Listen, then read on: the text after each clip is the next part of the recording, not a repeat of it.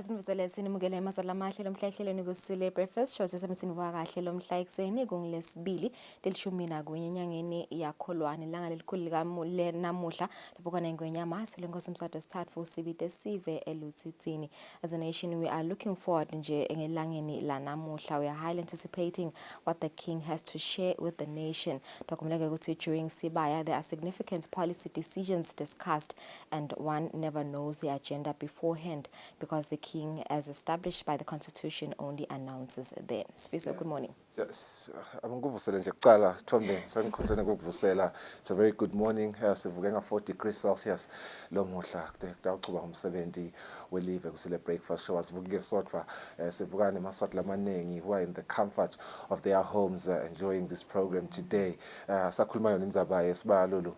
We also remember that also like to remind Sive ukuthi it is urged to attend in their numbers. The good thing about Maswat is that they always respect the monarchy and respond to the king's call no matter the event, whether it was the reed dance in Gwala Bukano festival noma ngabeke lukhet for kubhaliselwa lukhethwa. Maswat have proven several times before that they positively respond to their majesty's call for whatever reason.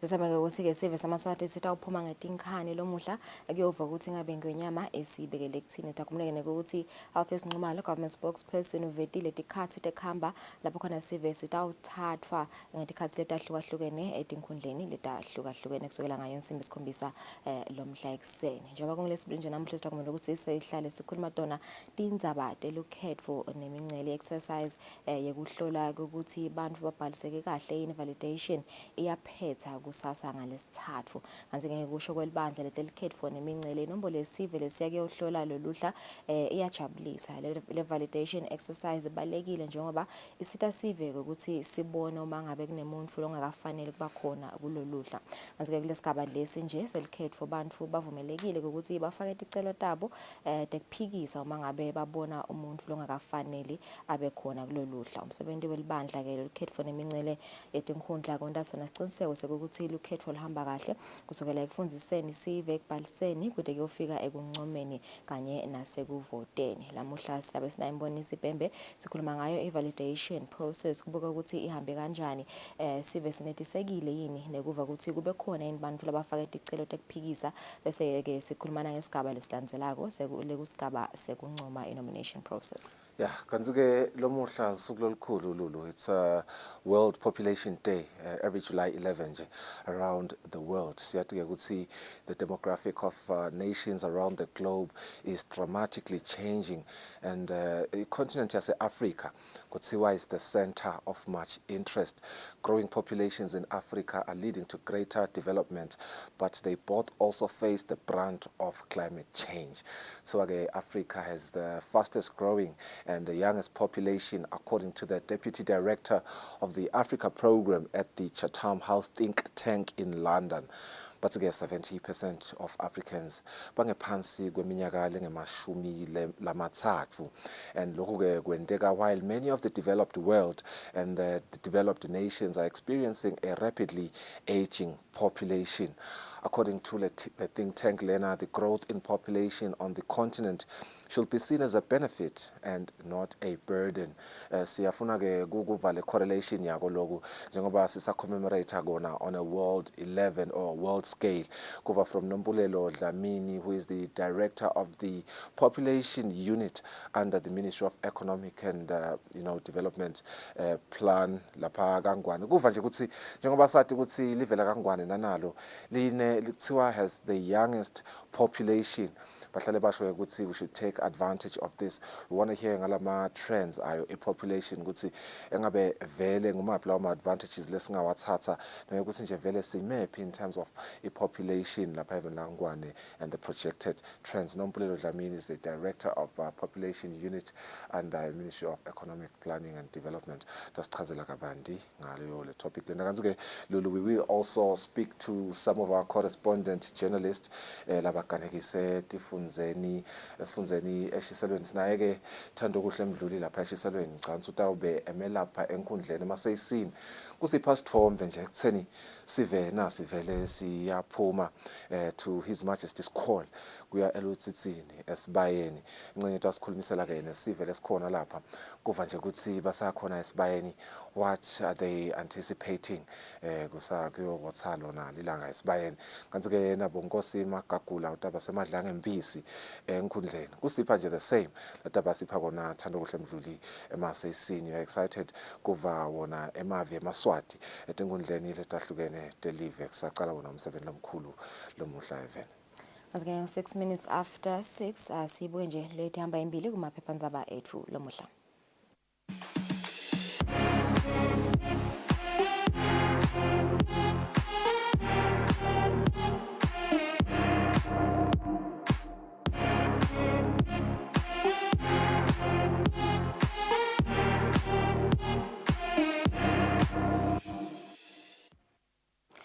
Once again, sicala ngephephandzaba i-Times of Eswatini, the leading story on page 2, tempers flare in parliament. Senators athi MPs are undermining them.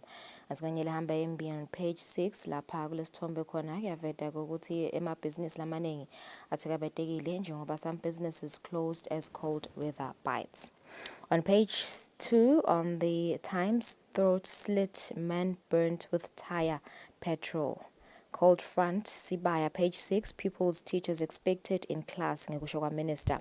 UK businessman clears MP of money laundering.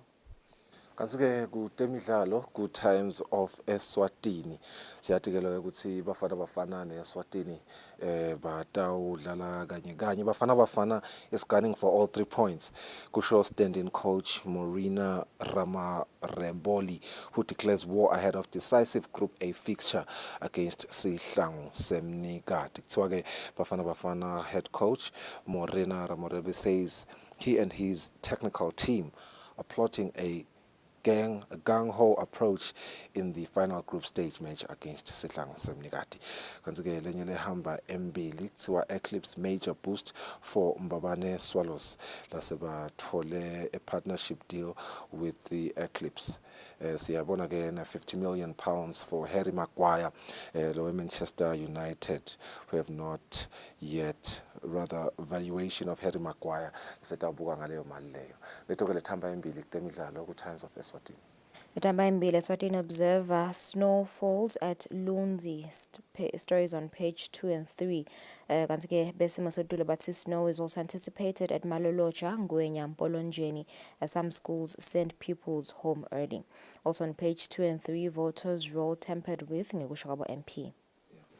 Kanti kutemidlalo ku Eswatini Observer kuthiwa livela kangwane kufuna ukuthi lijabule kakhulu kufunza ukuthi our talisman Sabelo Sikhali Nzinisa will be available for selection this evening when the locals face South Africa. Kubuka ngathi ke kutaba iboost lenkulu for Sihlangu Semnikati sakhe yochuthelana nayo South Africa. Kanti ke kuthiwa 200 emalangeni to watch Group A decide as the Eswatini National Team Supporters Committee has announced that transport will cost only 200 emalangeni for the trip to watch Sihlangu's Hollywood Bets Safa Cup clash against South Africa. Kanti ke siyayibona neMomo Cup ukuthi seyitawulaunchwa kusasa as a headline ku Eswatini Observer. So ke lawo ma good news as a Premier League and National First Division clubs tawulaunchwa yona iMomo Cup letawu return this year. Siya ke ku Eswatini Daily News nyalo.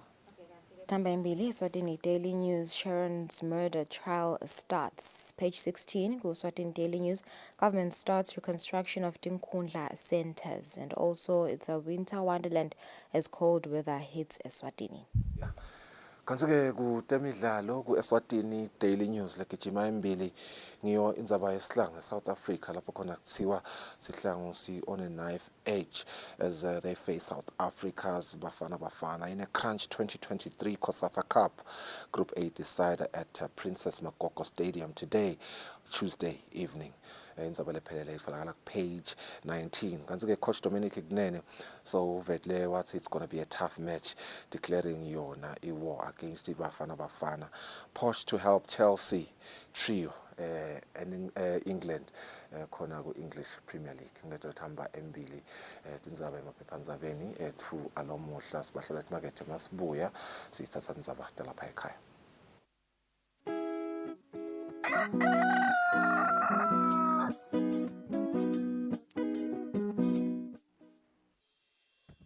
Umsakazo wetithombe iEswatini TV utibophelele kuhlonipha nekulandzela umgomo wetekusakata loweluswe libandla letekuchumana eveni. Ngephansi kwalomgomo sitimisele kusakata tindzaba letenteka ngaleso sikhatsi, tindzaba letide emagama lacosheme, letitsembekile, letitsintsa tonkhe tinhlangotsi naletisebaleni. Kusukela kutepolitiki, tetemphilo, tekulima, tetinkantolo, netemhlaba wonke jikelele, siniletsela tindzaba njengoba tinjalo ngaleso sikhatsi letenteka ngaso. Kanzi kulo msakato siphindze sikulethele lonke luhlobo lwetemidlalo kusuka emidlalweni welibhola letinyawo kuye emidlalweni ledlalelwa ematafuleni kanye naleto letichamuka ngaphandle kwakuleli. Leti tindzaba lowutiletselwa ngumsakazo wetithombe iEswatini TV.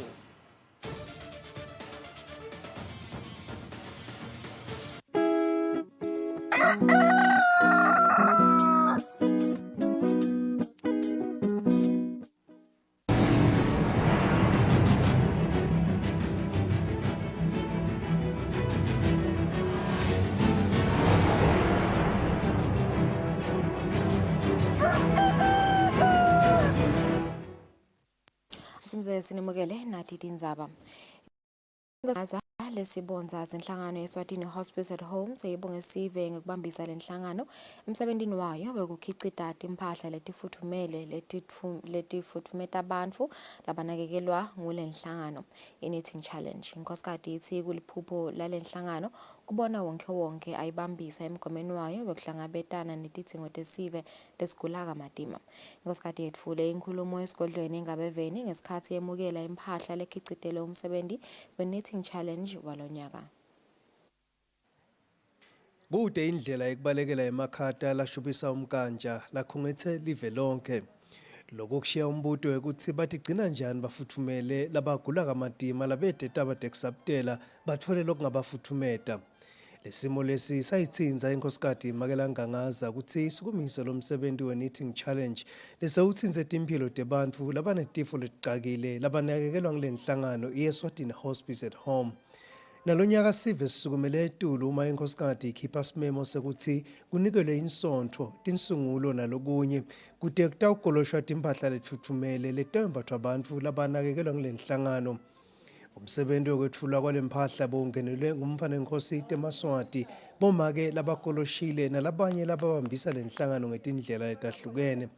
Inkosikazi ibonge bonke labatsindzekile etinhlitiyweni bawesekela lo msebenzi yasi lempahla legoloshiwe ifike ngesikhathi lesingiso ikakhulu ngoba ebusika balonyaka kuhambisana nemakhata lamatima. The finished products from the challenge couldn't have come at a better time than now, particularly as this year's winter is really cold and the knitted items will ensure our clients are kept warm as it is our desire. The cold front we are experiencing these days is testament of how bad this winter is. We might just all need to get a knitted item to keep warm. Bomage, as we learn from the Bible in Galatians chapter 6 verse 9, let us not become weary in doing good, for at the proper time we will reap a harvest if we do not give up. This is who we are. Doing good is the fiber of our being. Today's occasion is about your compassion in action, and this is the line which, with our theme, Compassionate Communities Together for Palliative Care. With the delivery of the knitted items from the challenge, we stand tall as an exemplary compassionate community.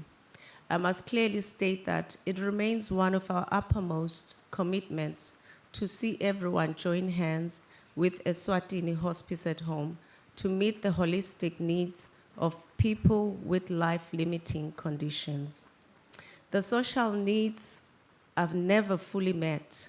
However, we can and we must always do something as it will always meet a certain need in the next person's life. We remain indebted to His Majesty's government, and in particular, the Ministry of Health, donors and partners who also continue to make provision for meeting the various needs we have as Hospice at Home, where we try to provide palliative care services to all those in our care. Egameni lendvuna itiko letemphilo lesekela lemcondzisi wetemphilo kuleli tiko Rejoice Nkambule litsite emakhata lamatima labambe live lonke agcizelela kubaluleka kwalomsebenzi. Siyabonga ke Nkosi ukuthi vele siyacela thina nje etiko letemphilo ukugcizelela lokuthi sitimisele lokuthi sithwale le baton sikhulise nakubantwana. Lamhla kulethu imithwalo nje sekune cold front lokukhomba vele ukuthi kuyadzingeka lo mthwalo lo. Uyadzingeka so that we warmly turn around the lives of our clients and the dependents. Libandla lebacondzisi kulenhlangano libonge inkhosikati ngepholi bayo lobubuka kadze lobabonakala ngekuthi ibe nembono walomsebenzi. Lokhu kuvakele ngenkulumo leyethulwe ngumake Busisiwe Ndlela egameni lasihlalo welibandla. Bomake belimanyano lababambisa lenhlangano njalo ngeminyaka bathi bophelele kabusha ekuyibambiseni ngenkulumo leyethulwe ngumake Bakhile Lukhele lophindze inkulumo leyethulwa ngulowengamele bomake belimanyano esifundzeni leseningizimu neAfrika emcimbini wekunikelela lenhlangano evikini leliphelile. Setiyabonakala titselo temsebenzi walonyaka njengoba sikhuluma nje ikhona impahla lekoloshiwe leseyivele ifuthumete esive sengonyama lesinakekelwa kulenhlangano. Umcimbi ke bewungaphawuli kwephetsa kwemsebenzi walonyaka lokusho ukuthi soludvulekile itandla tenhlangano ukuthi sive singanikela ngensondvo tinsungulo nempahla leseyikoloshiwe lombala. Lobika kwethu indzabeni ngisandile Makhanya esigodlweni engabezweni. Uhulumende sewusukumise ngalokusemthethweni kwakhiwa kwetinkhundla letashiswa ngeminyaka wa 2021 letine. Etfula lo msebenzi indvunankhulu Cleopas Dlamini uthi uhulumende ulungise imali lenganga 14 million amalangeni kulungisa letinkhundla. Uthi kushiswa kwaletinkhundla kumbuyisele emuva uhulumende. Tinkhundla letine lokuyinkhundla yasenzingeni kalamgabi ekwaluseni kanye nenkhundla yasesandleni letashiswa abantu labangatiwa ngeminyaka wa 2021 setitawucala kwakhiwa nekulungiswa. Akhuluma naketfula kucala kwalomsebenzi ndvunankhulu Cleopas Dlamini uthi lesento sekushiswa kwetakhiwo tahulumende kumbisela emuva uhulumende. Kude inqhubekela phambili leyentekile ngaloku lokwenteka siyafisa futhi kufinze kungaphindzi kwenteke. Kepha nje uhulumende uqhubekela phambili wenda konke lokufanele usive senkosi sitakale siyembili ngoba ingwenyama ayithanzi kubona kube khona lapha kungakalungi khona bese thembake ukuthi kuyawuthi kufika lesikhathi lesi sekude inkundla lengakalungiswa kepha imali atihambi njengoba besibhekile tihleti bathi imfishane icontract bathi ngitimbali construction. Ngiyoke letawenda lo msebenzi la. Letawenda umsebenzi wakalamgabi ngikhape Villa Construction. Letawenda umsebenzi wasenzingani LT Investment. Letawenda umsebenzi wasesandleni TS Construction.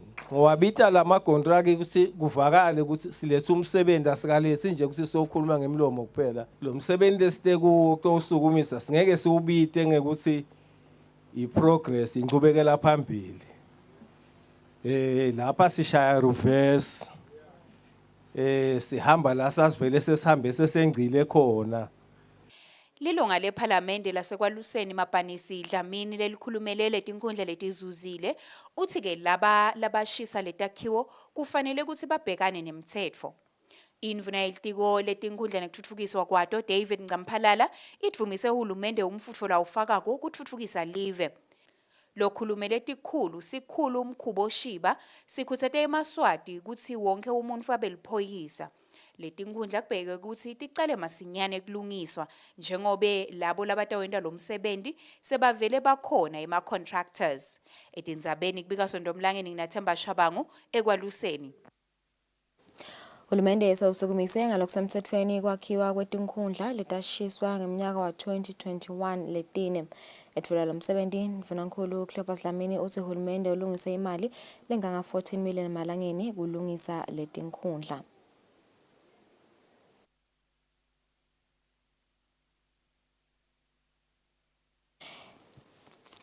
Emakhata lashubisa umkanja evakele etindzaweni letiningi kuleli njengoba likhithikile eveni labo makhelwane eNingizimu Afrika etfude nemncele longasentshonalanga nelive leSwatini. Njengoba belitiko lahulumende lelibuke isimo selitulu bebaxwayisile ngemakhata letako kuza kwangemsombuluko akukabi ngilokumnanzi kulabavuka lokho akusenombombo bajakele emisebentini etikolweni nakuletinye tindzawo. Edolobheni eMbabane abantu bebabonakala bagcoke emajazi lamakhulu, tigcoko letifuthumele, emabhayi kanye netikhwehle kwatise ukuthi belithi limakhata nje liphindze line elitulu. Bemnyango wesimo selitulu bachaza kabanti ukuthi lisachubeka liviki simo selitulu sitoba kanjani. Kutawuthi ke ngekusa kwelanga lakusasa kungilesibili litabe seliyaphakamisa.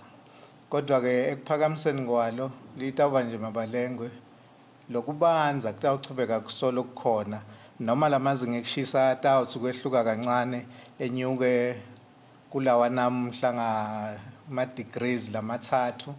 Bemnyango wesimo selitulu bachubeka bathi noma simo semakhata sitocala kuba ngcono ngalesithathu kodwa leli viki angeke lifuthumale. Etindzabeni te-Eswatini TV kubika Mbongwa Dube eMbabane. Sikhulumelisa uhulumende Alpheus Nxumalo ucela sive ukuthi sibambe isikhathi sigcoke sifuthumale ngalokwanele kulandzela ukukhishwa sekwesexwayiso semakhata lesikhishwe litiko letekuvakasha emva yokuthi uhulumende akhiphe isimemetelo semabhasi latwalayisha sive masiya esibayeni lomhla. Transport bantu itabathatha etinkundleni ibathathe emphakathi ibathathe futhi nase-station lapho bahlala ngakhona. Kodwa ke siyacela nakhona lokho etuka lokho ukuthi njengoba sathi phela silemi imigwaco yale live ikakhulu akuhlala khona sive imkhondovana vele bantu bahamba i-distance kuyafika la bathola khona ibhasi. Lo moya eMaswati lanawo lo muhle wekuliftana nekulayisha labamba ngetinyawo uchubeke baze abantu befike la batawuthola khona ibhasi noma ke nangabe uconza vele khona nawe emdini wenkosi edlitsini kude lokonakalako usilayisha sive senkosi usilifte ufike naso lapho. Lesingakugcizelela nine bakangwane ukuthi emabhasi asuka nga7 o'clock ekuseni. Sicela nje useMaswati anganyonyobi ahudu letinyawo. Baze laba labahamba ngale timoto lobacabanga ukuthi kusho usikude lo hamba kolwakanze encinye eMaswati asetha. Lo 7 o'clock ngiyena okahle kakhulu ngoba iyakhona ibhasi kufika edlitsini nangabe kukhona sizathu sesingasidingo sekubuyela emuva ingaphinze futhi isikhalu kubamba 11-12 lesicishe sathi ukuthi intona dikhathi la uye bese kucala khona umsebenzi wesibaya nine bakangwane. Bosomabhizinisi labancane labathengisela etimakethe tasedolobheni enhlangano bathi emakhata labhoke live lonke ende ukuthi kungasebenteki njengoba kude kahle emakhasimende. Emakhata lahlasele tindzawo letiningi yeveni abangele kutsi liningi labosomabhizinisi labancane edolobheni enhlangano bavale tindzawo lapho basebentela khona. Umsakato wetitfombi yeSwatini TV sewukhulumisene nabosomabhizinisi labancane edolobheni enhlangano labavulile lapho basebentela khona uva kutsi basebente njani kulelichwa. Siphazamisa kakhulu ngoba vele sisuke thina sethembele lana ukuthi nasiphumile emakhaya kuningi lesitawusitakala ngabo. Kanti-ke nasekunala makhata labantu abedila dolobheni baba bancane kakhulu naleta. Akasiphathi kahle. Yebo kona lemvula besithakasela ukuthi itawuncipha naleti inshuli lemgwaqweni. Bathi lokuthi emakhasoma kude kusijabulisa. Kuyangikhosta vele ngoba funa ngibe na-70 emalangeni. Return. Ngifose nje nyalo. Sengenzela nje ukuthi nangingathola kokuhamba ngiyele ekhaya. Ngaba ngcono. Namhla asikakhona nekupheka. Abantu abaningi abathenga ukudla abantu abasuka emakhaya Cishe nje sikwenda kona namuhla sengatiya ndola labathenga kwesimakhadi. Ngekusho kwesitatimende lesakhishwa tangoma telitulu, etindzaweni letiningi lizinga lekubanza lingephansi kwa 10 degrees Celsius, kanti lesimo kubhekeke sibe ngcono ngalesitsatfu. Lobika-ke Ndzabente Eswatini TV, nguthando kuhle Mdluli, ngisenhlangano. Sikhwama sekuthuthukisa tinkhundla sesesekele bantfu labasha labangephansi kwenkhundla yemanzini South ngemali lenganga 400,000 emalangeni letawusita kufukula kusebenta kwendzawo yekutigceba nekutivocavoca umtimba. Ngekusho kwasihlalo Planet Nails bagezile Mncina lolusito labalitfolile batawulendlulisela kulabanye bantfu labasha ngekubacecesha ngetemakhono. Mncina bekakhuluma ngesikhatsi kusukunyiswa ngalokusemtsetfweni luhlelo lwekucecesha bantfu labasha. Labantu labasha labasitakele kulesikhwama nabo ke sebasita lenye insha ngemakhono. Ukuwa kwalesitolo vele bekusho kuwa kwemabhizinisi lamanengi. So sithithe siyabuka ke ngalo sesisitfolile ke lesikhwama nathi sabona ke ukuthi asiphindze ke sibuyisele back ku community. Si train about over 20 webantwana. Kulabantwana ke laba ngoba nalokufunza phela sekwaba sekwadula kakhulu ngoba tintfo vele ngalesikhathi lesesikito lesimatima lonke mo setabaludula. So sineke sesitabafundisa ke mahala ha. Batawufunza basinabafundzile ke bakhone ukuthi bahambe bawutimela emasaluni ngalokuthi RDF so silekelele ke netindvo tekusebenta batabotithatha la khaya ngekusitwa ngu-RDF. Nomfundozwane lokhulumele bantfu labasha uthi ke lelitfuba balijabulela kakhulu. Thina sibantu labasha sesikhuda ukhona nekwakha leminye imisebenzi sibantfu labasha, so siyabonga nje kakhulu, we are really grateful for this. Akusilo lithuba mane livele nje. Lilunga lephalamende lenkundla yasemanzini South Thandi Nxumalo lithi ke imali yesikhwama sekuthuthukisa tinkhundla itawuconza ngqo emisebentini yekuthuthukisa bantfu labasha bakule nkhundla. Sicabanga ukuthi job creation siyazama lokuthi sispread and the 3 million lesilongena kwenkundleni ngiko sithi nyalo wa trying ukuthi yonke le mali iye kulabantwana and siyayispread. Bantfu labasha balenkhundla sebanendzawo yekuceceshwa kanye ke nekusebentela endzaweni yasezakhele. Tindzabeni kubika Sondomlangeni nginathemba Shabangu kamanzini.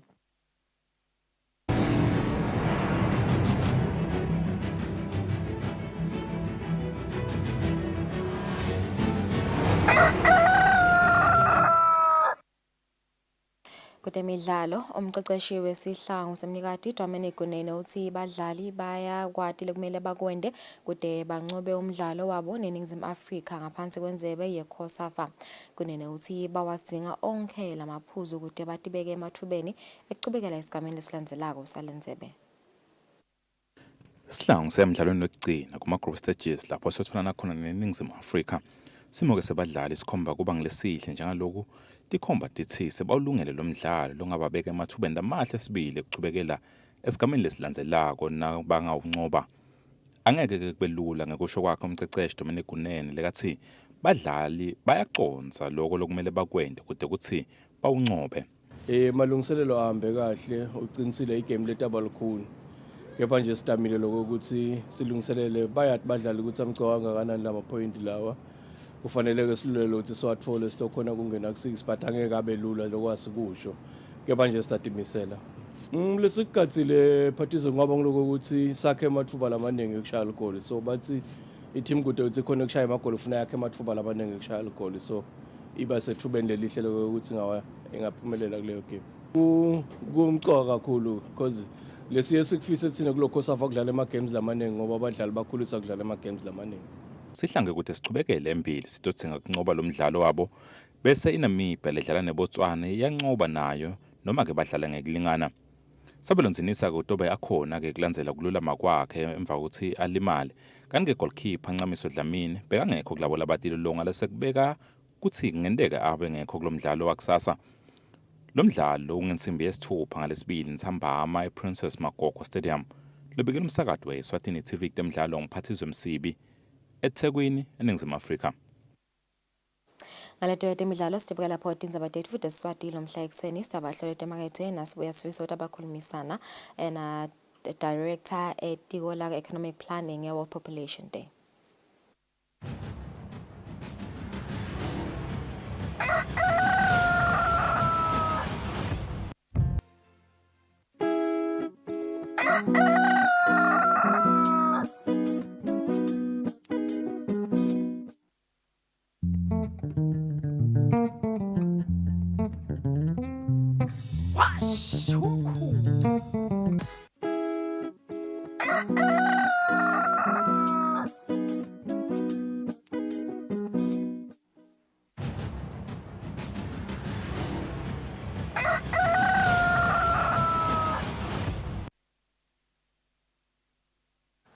It is 34 minutes after 6. Today is June, or rather July 11, which is a rather important day, Mhlaba Wonke, as it marks a World Population Day. It is a day that is commemorated throughout the globe in different continents. So that you could see the demographic of nations around the globe is dramatically changing, and the African continent is amongst Emave Laktiwa at the center of much interest in India. But today we want to focus kakulu in the African continent as well as Live Lagangwane. Growing populations in Africa are leading to greater development, but they both also face the brunt of climate change. Almost every week, as it is an urgent global issue. It is the fastest growing and youngest population, according to the Deputy Director of the Africa Program at the Chatham House think tank in London. 70% of Africans and all of this is happening while many of the developed world, the developed nations, are experiencing a rapidly aging population. According to think tank, the growth population on the continent should be seen as a benefit and not a burden. I like this last sentence because it brings in a bit of optimism and positivity around the issue here, growth in population. World Population Day sigubha singemave lapha somhlabhlangene liphiko laka UNFPA sibambisene nje ne local office nathi sinayo UNFPA Eswatini. Namuhla sibungata leli suku, kepha ke singeke salugitsela kangako ngalokuthi namuhla sibukene nemsebenzi lomkhulu welive. Kodwa nje mhlaka wonke emave ayalugubha lolu suku, nathi sinako lilanga lesilungisako legubha lelisuku lesitalimemedela masinyane. Kusho ukuthi nje nasi-check-a onke ama-websites netindlu tetindzaba emhlabeni, namhla ngilo lusuku luyamenyetelwa. Sicubulele esikhulu kubuka nje emandla ekunika bobubili lobulili ematfuba lalingene kude kuthi live litfutfuke, ikakhulu kuphakanyiswe mhlambe liphimbo labomake nemantombazana. Kepha-ke thina laKangwane bese siyazithatha lesicubulo siyabuka ukuthi thine tingcinamba tethu tingakuphi, njengoba nje thina sesiti-pronouncile ukuthi sifuna kuhamba nabo bobabili labantwana noma labantu lababulili bobubili bafana nemantombazana bobabi nabomake kuto tonke tinhlelo tethu. Okay. Ngevakala Nkosi. Engabe uma sikhulumisa indzaba ye population yethu in terms of the demographic dividend, siyathwala ukuthi niwakhokhile ama-stats not so long ago ekutheni we are indeed a youthful population. Itsikele think tank yaseLondon nayibuka nje i-African continent icwaninga ukuthi kungasita kangakanani ukuthi sibe young continent. Eswatini is very lucky lokuthi abe amongst lamave lenawo ana young population, njengoba babekile ukuthi 70% of the young population are in these countries. Lebuya ngathi they are at an advantage to really take leverage of this opportunity that is brought about by the ever-growing population. Let's talk about Eswatini. Essentially, we do have a young population of 72.9%. Can we really take advantage of this demographic dividend? Yes, live liyati position akuyithatha le demographic dividend njengoba iyabonakala ukuthi itawulasta for some few decades. But kufanele sihlele kahle vele abantu labasha sibaniketela amathuba lalingene, sibuke ukuphakamisa temfundo, tempilo, sibuke ne-employment yabo ukuthi bathole ama-job opportunities nema-business opportunities, bangene vele emkhicitweni ngoba bona bangule ngcenye lesikhulisela kakhulu umnotfo wethu. So sibanikele lithuba lokukhicita lo mnotfo, kungabi ukuthi bahlele emakhaya, kukhanzakala ukuthi batotonke letinhlangothi temnotfo kuze kuthi live likhone ku-realize leyo benefit noma leyo window of opportunity njengoba sithi i-demographic dividend kusho ukuthi vele ngingabekisa mhlambe ngema-shares ukuthi kusho ukuthi taba ne-profit lenkulu benefit live leMaswati. So kufanele ukuthi singahlali nabahlele ekhaya kude lokutawendeka kodwa nasibanika lamathuba eku-contributor kulomnotho vele lo mnotho wethu utawuphakama kakhulu. So abonile lamanye amave la igijimisi embili lenzaba ukukhansakala ukuthi iminotho yabo ikhula ngalokhu ngakabhekeki bekufaka ekhathi nje amave afana nabo India. So sidimisele nasi silive ukuthi vele kugijinywe kuto tonke inhlangothi sibambisane. Uhulumende udzinga kubanjiswa naye tinhlangothi temabhizinisi tinhlangothi tinhlangano letitimele tinhlangothi temasonto nato tingene ukuthi nabo kube khona la bakwendawo kule hlangothi lebantfu labasha ukuthi bathole lawo mathuba lesiwadzingayo. Yeah. Usathinza yona nje lenzaba leyo ngijabula kakhulu kuva emagama akho athi kufanele ukuthi singihulumende abantu labasha sibabambise ekutheni baphume kule ngcinamba lababhekene nayo, particularly youth unemployment. And I know ukuthi it's quite a broad statement njengoba you have also urged and implored, you know, private sector as well as the country stakeholders ukuthi nanabo babambise ekutheni abantu labasha babe empowered. And I think it's encouraging to see stakeholders like the United Nations Development Program, let's say nabo Eswatini Youth Empowerment Program, where Sibonile a week ago. I think a cohort of graduate trainees that are being placed in various organizations, and that development is still developing itself and culminating itself in ways where we do see Bantu Labasha getting these opportunities being invested in. That's great economics, investing in young people. Let's talk now about child mortality, particularly the role that the health sector needs to play. The population growth is of course partly explained by improvement your level of access to public health. Currently, for being honest, we could say our health sector is in a bit of shambles. But child mortality, not so much. I think they're doing good in that on that side. Just a correlation between the child mortality as a role that is supposed to be played by the health sector now your population growth. Bantwana bethu shooting le cohort ya 0 to 4 bakhona, but sesiyabona ukuthi lizinga lekutala lehlile kakhulu njengoba sidawukhumbula ukuthi lekubo 60s besidala 7 abantwana sesehlile ke sesidala abantwana labathathu in average. Shothi nje make in her reproductive cycle mhlambe soba nebantwana labathathu. Kunemthelela ke lokho nako ku development kubuka letindzaba ukuthi make akabe sesikolweni ibe minengi leminyaka yemfana wentombatana afunza atophuta nayo lokucala le fertility yakhe lokutala. Siphinde sibuke ukuthi vele uhulumende unako la kubekile lokusitako kulabantwana nabafika nje bayagonywa bachubeke nekugoma baze babe neminyaka lesihlanu. Lokho siyakubonga kakhulu kuhulumende kuchubekile kwendeka kuyendeka njengoba usho nje ukuthi mhlambe i-health sector inako lokho kukhinyabeteka kodwa kuleli hlangothi labantwana kukhona lolusito lwabo lusengathigameteki.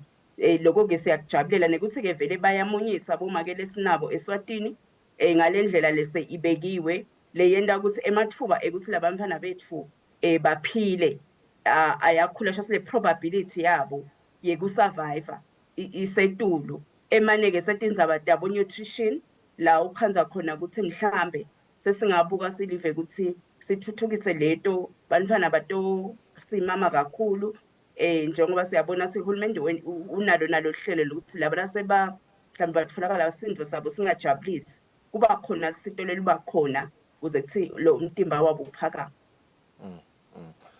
Ngiyevakala Nkosi, and we do applaud yona i-health sector ekubambiseni kulolo hlangothi. I think that's a very important, thing lekufuna ukuthi inakeke kakhulu.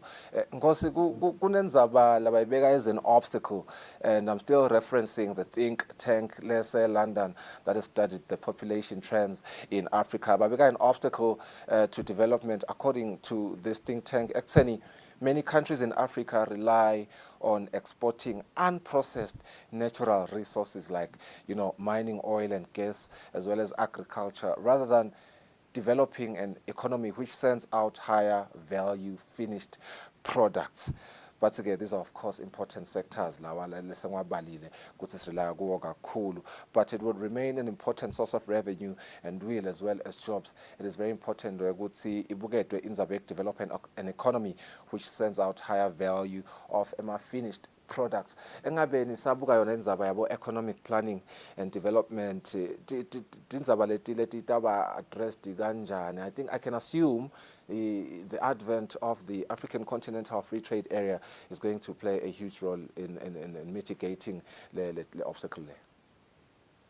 Yes, Eswatini nje uyingxenye yemave la kukhomesa, la kusakho, la kuleti ndzaba te-investment, ka trade, nakhona sikhona kulandzela konke lokwendekako emhlabeni.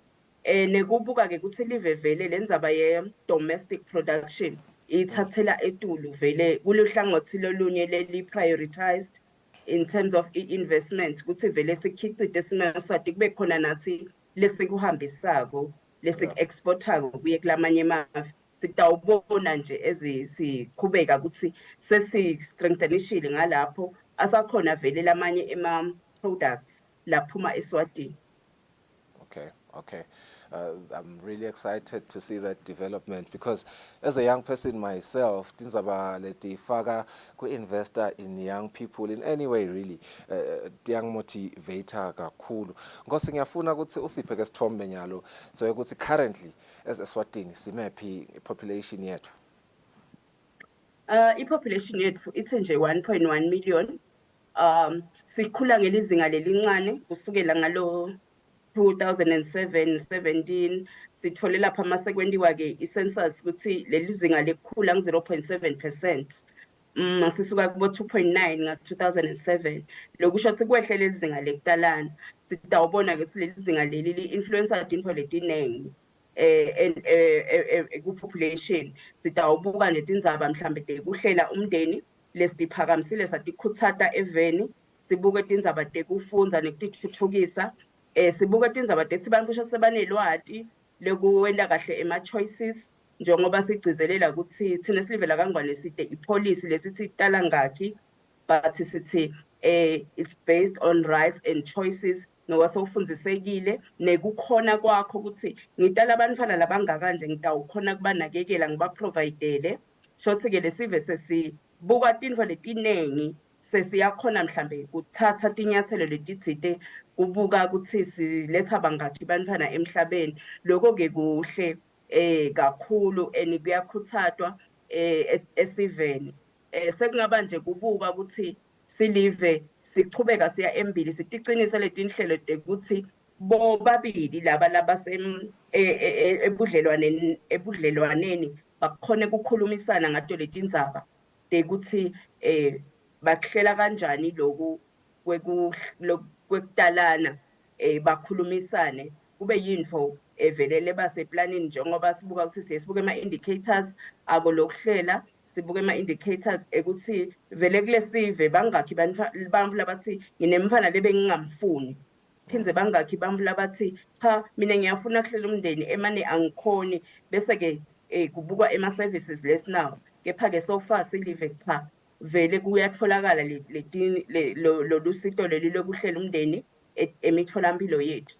Yeah, ngiyafuna ukuthi sikhulumise indzaba kancane yemkhuhlane i-COVID-19. So bonile na ubhedvuka affecta all nations, all economies, and I believe ukuthi netindzaba the population tibe affected.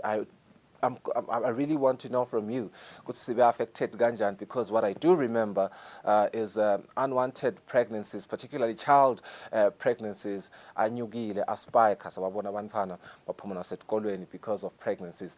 Ukuthi sibone a spike in probably potential population growth in terms of unwanted pregnancies, or sibone kuba nelizinga lelinciphako in terms of a population going again, because people were dying on the other hand, ngalana children were getting pregnant. Yes, sibonile emantombazana age njengoba sisho ukuthi reproductive age ngilo 15 kuya 49 years. Sibonile ke le cohort ya 15 to 19 babe khona vele kunyuka kwema pregnancies among young girls. Sabuka data lesinayo ithi 87 wamantombazana kulang 1000 abenekukhulelwa. Kepha ke sisakubukile lokho lokuthi thikamedeke kangakanani asikhona ukubona nyalo, sikubona nasekwendiwa lucwaningo. Lucwaningo lesinalo nje lolwendiwe lelitawuphuma nyalo i-multiple indicator cluster survey itasinika lesithombe mayelana nekuthi lizinga lekutalana likuphi. Siphinze lapha nge-census ya 2027 sibone bathi nje vele sibe nalo le jumpinyana la kulo 15 to 19 lekubonakala sathi vele sikhathatekile silive safaka leto tinhlelo sagcinisa la singagcinisa connect imfundiso entabo life skills njengoba sitawati ithi life skills education la eveni icala khona e-higher primary ichubeke igcine tertiary ukuthi lo muntu lomusha ati kabanti ngetindzaba takhe tekukhula akhone kwenta kahle ema decisions ukuthi njengoba kunjena mine ngifisa ukuthi ngende kanjani.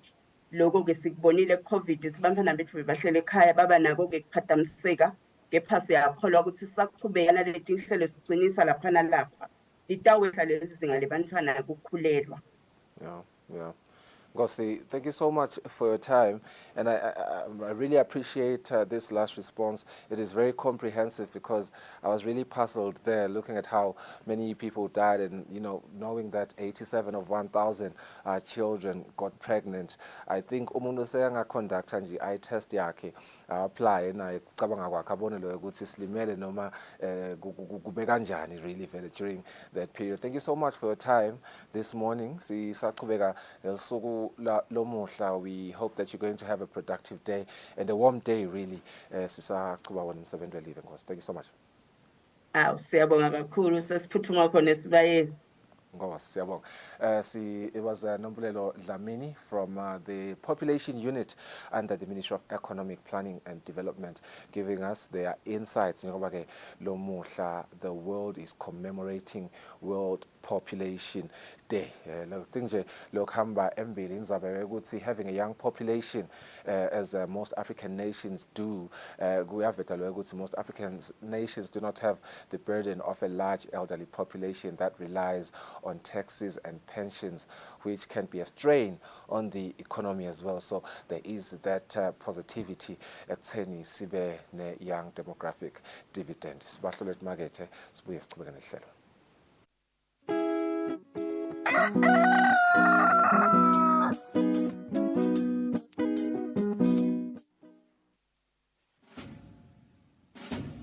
Lesi sikhathi lapho khona emaphoyisa agubha kuba khona kwawo even. Kulapho kukhuthathwa khona sive ukuthi sike sihlale phansi sibuke bomcoka bemaphoyisa empilweni yabantu. Siphinze sibuke indlela letinsha tekuphepha kubo bonke bucala lobuveta sihloko. Sive sakangwane siyakhunjutwa ukuthi singawafaki emaphoyisa etinkulumeni tepolitiki ngoba liphoyisa alingeni futhi alingenelani nepolitiki. Emaphoyisa alwa nebucala netingoti temgwaco kuphela nje. Ingako emaphoyisa athi wonke umuntu eveni akahlale ngaphandle kwekunceneka ukuthi angahle ahlaselwe tilwane tasendle. Umuntu lohlala Eswatini akatiphilele atisebentele ngaphandle kwekwesaba kuhlaselwa kwemucwa nekucekelwa phansi kwempahla yakhe. Nawe wena lophathekile, emaphoyisa athi digulele kahle uze uphile ngaphandle kwekuphathamiseka.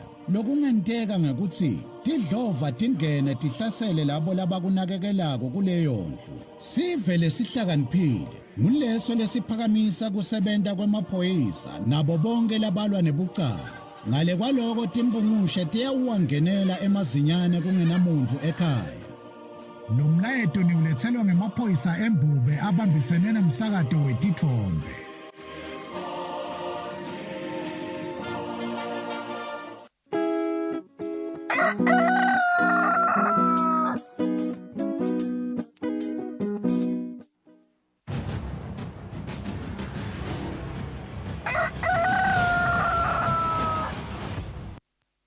Siphinze sikwamukele ehlelweni Kusile breakfast show. It is exactly 4 minutes before 7 a.m. this morning. Let's get now our traffic update from Sergeant Bekmuzi Kule. Makwabane asikwamukele emigwaqweni, ngabe nisipopolele kanjani emigwaqweni emakhateni lamakhata nangaka? Anguvusele Mnguni, ngivusele umbukeli welihlelo kuyabanza sibili. Uyababona nje bokhewana ngaphandle standard iphume emakhikhini bagqokile impela. Sikhuthatha nje kakhulu bashayeli bekunene ukuthi abasinakele bafunzi basasebenzisa wona umgwaqo ngetigaba letehlukene. Siconza kahle ukuthi ikakhulu kade kumahlangana ndlela lapho bewela khona umgwaqo sifanele kubanakekela. Ungabe ngumfana lophumena ekhaya noma ke ngumfana nje ke lomkhanzile khona lapha emgwaqweni, yena siqiniseko sokuthi uyamnaka, uyamniketa lithuba leliphephile lokwela wona umgwaqo. Kanti emadolobheni esinamakhulu nasibuka idolobha leMbabane tibane temgwaqo tisebenta kahle, noko ke umgwaqo wethu lo lapha eTulu ngasesandla solo uyakhiwa leyo mgwaqo loyo na usuka lapha eCourt uqhamuka khona eSitwashini ungena edolobheni uyawuphumela lapha eLilunga House lesikugcizelelako nje kuleyo mgwaqo bekunene inzawana lencane lesivulelwe yona ukuthi singahamba khona. Asenike isiqiniseko sokuthi sishayela ngalokukhulu ukucophelela ikakhulukazi kulabo bashayeli abayosebenzisa lo mgwaqo. Nekunaka ukuthi ke sekunetinzawana lapho lo mgwaqo uvule khona bekunene siyacela lokuthi asihloniphe ikakhulukazi labo labasebenzako litubane lethu libengilelo leliphansi nekufunza ke kahle timpawu letiphakanyisiwe lapho letifaka ekhathi nabo bongcwengcwe bengoti lapha nemicibisholo labangibona basi director noma ke kusilawula ukuthi uyawugcina lephi leside lakho. Siyacela nje singakubuki kungumhlobiso kubovu kumthubi nalokumnyama kuyakhuluma lokho kumasayini lawo asiwafundzisise bekunene sitowena lo msebenzi ube lula nokuthi kuhambeke kule yangcingwana leyo nekuveta ke ukuthi kwakhiwe ama traffic circle lapho selamathathu kuye Somhlelo Road bekunene siyacela ukuthi nalawo ma traffic circle asishayeleni kahle siniketane wona emathuba njengoba sathi ukuthi lo sane right of way noma ke lelungelo ngilo sangenile, kepha ke lokho akusho ukuthi singaniketane emathuba.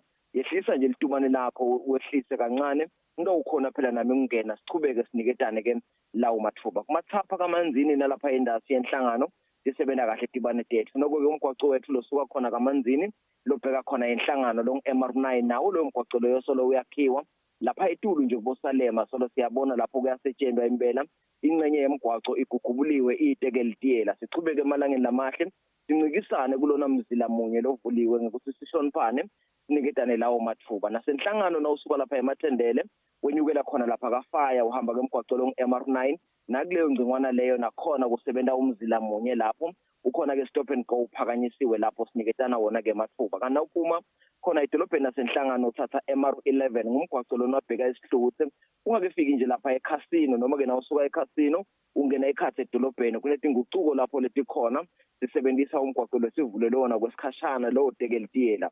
Nakhona abashayeli baxwayisa ukuthi litubane alibengilelo leliphansi akusiyo umgwaqo lohambekako nje ukuthi ungagijimisa yona ke imotolo. Kanti ke lapha elibonjeni khona asichubeke sicaphele tilwane tasendle nekunaka ke kusetshenziswa indzawo imidwebo yaphansi emigwaqweni ayisasiyo lobonakalako kuna kuwe ma speed humps ethu la khona emehlo ethu ke ngaso sonke isikhathi akabe ngilakhaliphile ukucensa yena indlela bese sowubonile ngesikhathi uthatha leso sinqumo lesiyoba ngileso lesifanele. Sikhumbuleni umthamo wethu motolo uphakeme emgwaqweni nelinana labo labahamba ngesinyawo lingilelo lelisedulo. Ngakho ke la ukhona khona yena siqiniseko sokuthi sekuphepha utibeka embili ngaso sonke isikhathi. Sikhuthathe ke nabo labathutha sona sive siyawukhumbula ukuthi live lilapha endasi emntwini wobukhosi. Siyacela ke ukuthi bekunene sisabheka ngakhona yena siqiniseko sokuthi usuka ngesikhathi sigijime sihambela kuyawufika kuze ukuthi sifike singilabo labaphephile. Nekuveta ke ukuthi wona umgwaqo wethu lomdzala losuka lapha bomahlanya ubuye khona kalobamba umgwaqo loyo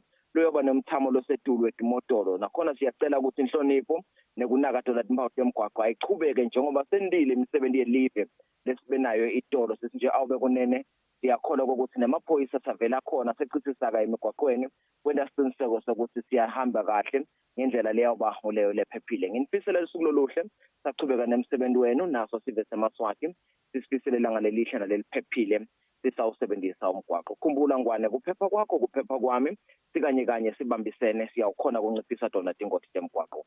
Ngiyabonga Mnguni. Kobane sibonga wena nathi sikusile breakfast show. Thank you so much for that detailed traffic update. Asibahle lethi market masinyane sibuye sithathe nizabadala khade singisi.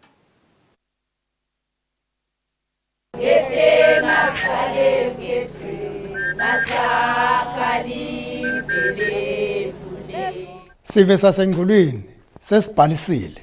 Bhaliseke kahle sinibonga kakhulu. Sesingena ke nyalo esigabeni sesibili sekuhlakula lamagama labhalisiwe kubuka ukuthi liphile ningalati liphile nilatiko. Sitakubita sive kusukela mhla ka22 June kuya ku12 July kutabe kuhlungwa lamagama labhalisiwe ukuthi angawo yini nine bekunene. Yebo nduna. Ngumbonile nje lomunye lapha ephepheni kuthiwa akasmuggling. Ngapha somuntu akasmuggling kodwa la engqulini ungakuphi. Uliqinisile kufuneka sikubukisise lokho ngoba labantu ngibo labasonela lolukhetho. Sicela ukuthi nduna ukusebenze kakhulu lokho kokwathi ukuthi sikhethe abantu lokungibona abafanele kulomphakathi. Maswati lamahle asambeni siyohlakula loluhla. Kwenda isiqiniseko ukuthi imininingwane yethu ibhaliseke kahle.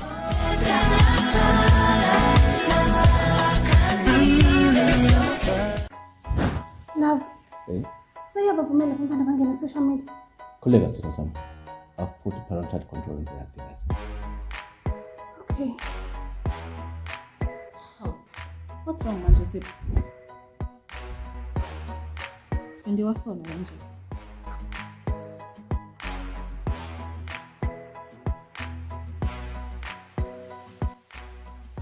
Let's report this account.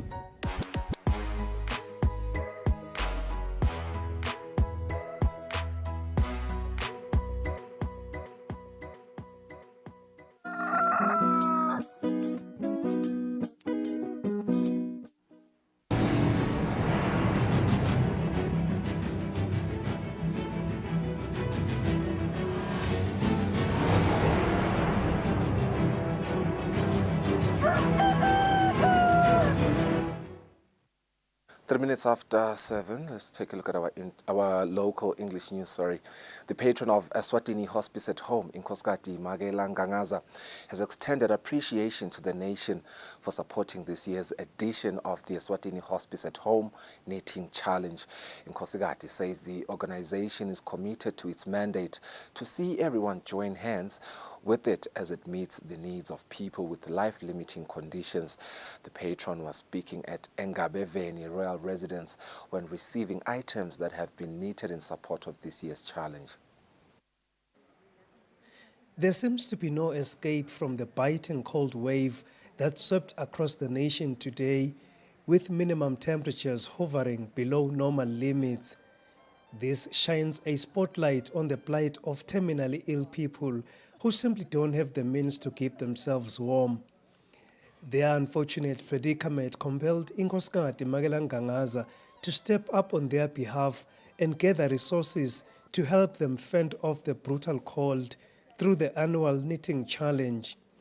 This year's campaign generated a positive response from companies and individuals who maintained the tradition of donating wool, needles, and other accessories towards the initiative. The event was graced by Her Royal Highness Princess Demaswati, women who knitted the items, and other stakeholders. Inkosikazi Magelangangaza extended appreciation to everyone who contributed to this year's initiative.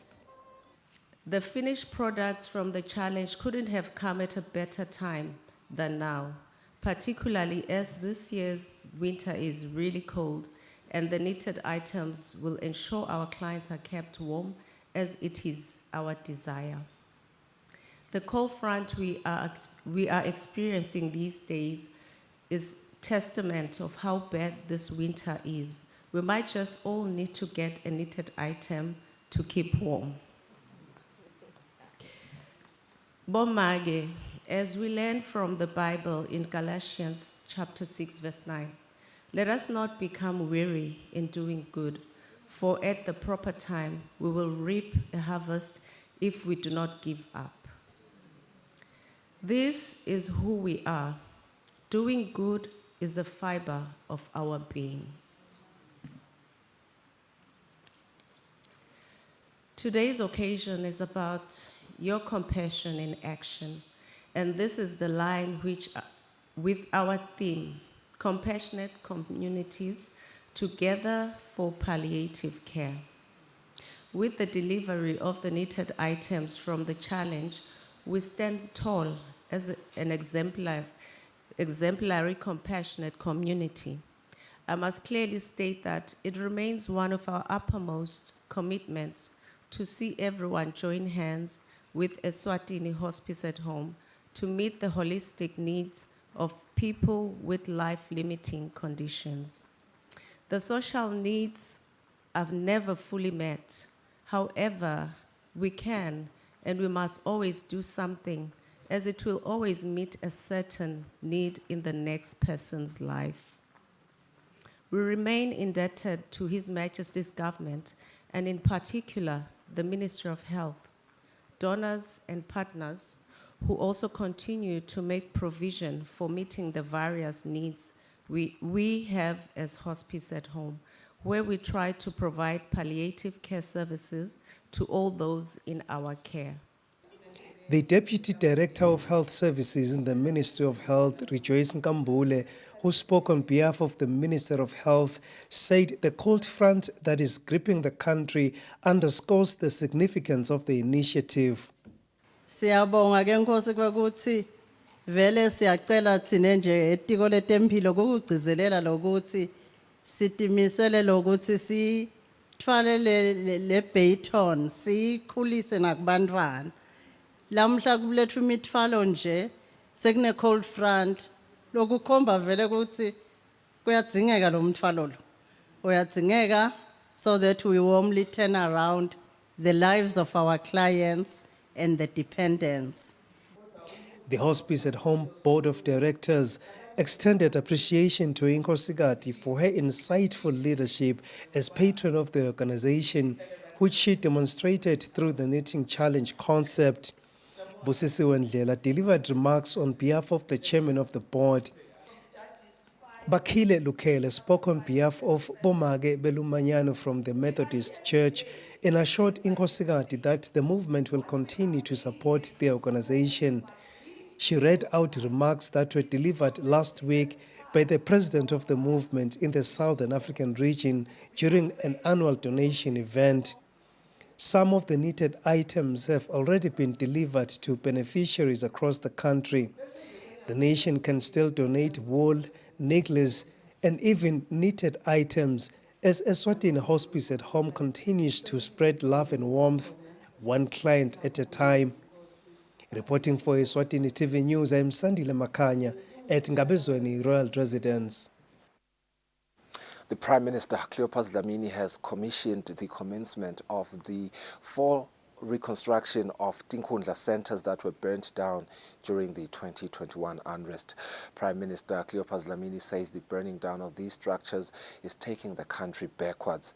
He was speaking during at Gwaluseni in Nkundla when announcing the reconstruction of Tinkundla centers that will cost about 14 million emalangeni. The 4 Tinkundla centers, which are Nzingeni, Gwaluseni, Lamgabi and Sandleni, will be funded through the Reconstruction Fund to the tune of 14 million emalangeni. The Prime Minister, Cleopas Dlamini, says it is disappointing to see people destroying such structures that government built. The Prime Minister encourages contractors to employ people from the Tinkundla centers to ensure empowerment of the people.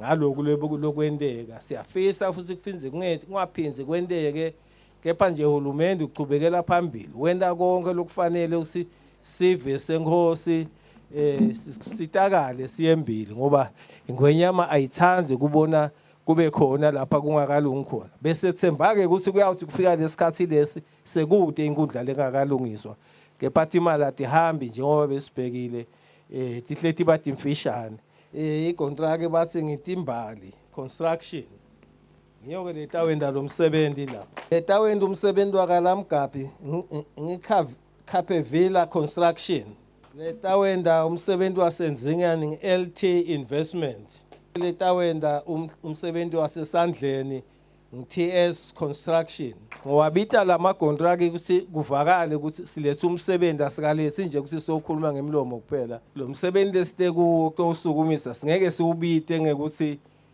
iprogress inqhubekela phambili lapha sishaya reverse sihamba la sasivele sesihambe sesengcile khona.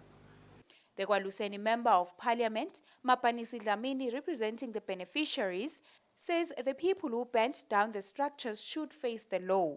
The Minister for Tingondla and Development, David Ngampalala, commends government's effort for the reconstruction of the centers. Chief Mkubo Shiba, who represented chiefs, thanked government and also urged Eswatini to ensure that they watch over these structures. The contractor for these centers have been identified. For Eswatini TV News, Sondomlangeni, Themba Shabangu, Matapa. The Minister for Justice and Constitutional Affairs, Polile Shakantu, says Eswatini have the full right to do the voters' validation exercise. Shakantu says the exercise also helps people to see if they have been registered correctly. The minister was speaking in House of Assembly when delivering the ministerial statement regarding elections. The Minister for Justice and Constitutional Affairs, Polile Shakantu, gave members of the House of Assembly a ministerial statement regarding issues that have been raised about the voters' validation exercise. Minister Shakantu says the voters' validation exercise is important and Eswatini can now be able to check the information in the comfort of their homes through the *411# platform. The whole purpose here of validation is to uloyo naloyo wabhalisa akufuna ithuba lekuthi ayohlola ukuthi ingabe ekubhaliseni kwakhe uvela njengoba bekabhalisile noma kukhona kukhala lokukhona honorable speaker. The minister says if there has been a mistake or a change of names, Eswatini can visit the EBC offices or file a complaint. The minister says the Elections and Boundaries Commission have increased their visibility as they visit business areas and events that attract large crowds. The minister says Eswatini will be able to also validate the information at the Lusitini Royal Palace on Tuesday during the Sibaya.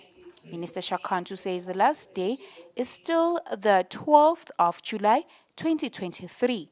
Eswatini TV News Sondomlangeni, Themba Shabangu, Parliament. Let's listen now to government spokesperson Alpheus Nxumalo urging Eswatini who are attending Sibaya today to keep time and dress warmly due to the very cold weather conditions hitting Eswatini. Buses and transport will be readily available tomorrow to ferry all Eswatini to Esbayeni as per his measures summoned through Imvuna. We want to assure Eswatini that by 7 o'clock, buses will be departing their various departing point. They will pick people from Tingundla, pick people from the chiefdoms, and of course, they will be picking people along the road and their respective bus stations. However, we do encourage those Swazis who own transportation to assist the others, give them lift and take them to Esbayeni. That will be a good gesture, and the government encourages that. On another note, we would want to emphasize that these respective buses will depart their respective points at exactly 7 o'clock. So therefore, we urge Eswatini to keep up with time so that you do not find yourself in a situation whereby you may even complain that there was no buses on your side, yet buses were there, but you delayed to get your station. The extreme weather conditions as predicted by the Meteorology Department was felt in the Highveld region of the kingdom. This is a result of a high-pressure cell and snow falling in the Republic of South Africa along the western borderline of Eswatini. Monday morning was not the nicest for most of the people who reside in high-fed areas of the country, especially those who wake up in the wee hours of the morning for their routine errands, such as going to work, school, and other tasks. In the city of Mbabane, people could be seen dressed in water-resistant coats, blankets, warm hats, and other regalia to shield their vulnerable bodies from the distressfully cold weather. This follows that the Department of Meteorology had forewarned of the pending cold weather. Sydney Lukele of the Meteorology Department explains how this week's weather pattern will unfold. Kutawuthi-ke ngekusa kwelanga lakusasa kunglesibili litawube seliyaphakamisa. Kodwa-ke ekuphakamiseni kwalo litawuba nje mabalengwe lokubanza kutawuchubeka kusolo kukhona noma lamazinga ekushisa atawuthi kwehluka kancane enyuke kulawa namhla ngama-degrees lamathathu. Lukele further explains that even though the temperatures will start improving as of Wednesday, people should brace themselves for a relatively cold week. Reporting for Eswatini TV, Mbongwa Dube in Mbabane. A salon business in Manzini called Polished Nails that has benefited from the regional development funds capacitating young people on things of doing nails. Let's hear them now. The Regional Development Fund continues to uplift communities across the country in the creation of job opportunities for eMaswati. The fund has supported Manzini South youth with salon materials. The Regional Development Fund beneficiaries have taken it upon themselves to empower other young people who have a potential of starting their own salons. The Planet Nails business representative Kusile says the COVID-19 pandemic affected their business and other businesses that they supply. Mnina says the support they received from government motivates them to help other young people of the same constituency. Mnina says the student will also receive starting kits for free. Kuwa kwalesitolo vele bekusho kuwa kwamabhizinisi lamaningi. So sithithe siyabuka ke ngalo sesisitholile ke lesikhwama nathi sabona ke ukuthi asiphindze ke sibuyisele back ku community si train about over 20 webantwana. Kulabantwana ke laba ngoba nalokufunza phela sekwadula kakhulu ngoba tindvo vele ngalesikhathi lesesikito lesimatima lonke timo setabalula. So sineke sesitabafundisa ke mahala ha. The students' representative, Nomfundo Zwane, says they want to create job opportunities for themselves and other young people. Thina sibantu labasha sesikhuthaza khona nekwakha leminye imisebenzi sibantu labasha, so siyabonga nje kakhulu, we are really grateful for this. Akusilo lithuba manelivele nje. The Manzini South Member of Parliament, Tandi Nxumalo, says young people should position themselves as the funds allocated for the constituency will help young people to establish income generation projects. Sicabanga ukuthi job creation siyazama lokuthi siyispread and the 3 million longena kwenkundleni ngiko sithi nyalo wa trying ukuthi yonke le mali iye kulabantwana and siyayispread. This funding comes after the constituency is in the process of training the youth in different skills. Eswatini TV News Sondomlangeni, Themba Shabangu, Manzini. Citizens have the right to access information and also articulate issues that affect their lives at community level, as this will ensure that they achieve multifaceted development. These are sentiments of the Communications Office of the Coordinating Assembly of Non-Governmental Organizations in Ndimpiwe Shabangu, who are speaking at a training workshop for journalists and volunteers who work for community radio stations. The workshop seeks to help them to improve their reporting and broadcasting skills. The training workshop for the community radio journalists and other workers is being held at the Caritas with the support of Kango. Kango supports community radios for effective information dissemination and also for communities to have their own voices in articulating their stories. The coordinator of the Community Multimedia Network, Ambrose Zwane, says it is high time community radio stations revolutionized their work by adopting technological systems of broadcasting, as is the norm with other broadcasting houses in developed countries. This exercise here today is to ensure that all volunteers, even the station coordinators, are able to broadcast online and also to ensure that they meet all international standards of the community radio sector. Zwane further says his organization's aim is to have all the trainees ready to deliver on what they have learned by broadcasting all unfolding events during this year's elections. Reporting for Eswatini TV News, Mbongwa Dube in Manzini. The construction of the Fairview Mall, which has already commenced, is expected to create 750 job opportunities. According to the Manzini Municipality's Communications Manager, Piwo Dlamini, Fairview residents will be a priority, especially in general labor. Dlamini was speaking when the municipality met with residents at St. Paul's Primary.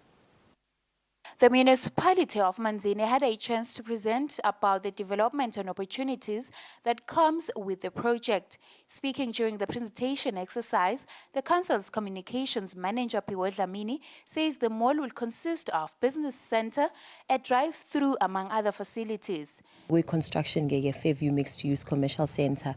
Lena ge kutofa ke khathi shopping complex ge kutoba ne filling station, kutoba ne drive-through facility. I construction je letoba inkulu kakhulu. Itawusita ke ekuthuthukiseni umnotho wala ne Fairview kane Manzini wonke jikelele. Most residents commended the development that the project brings.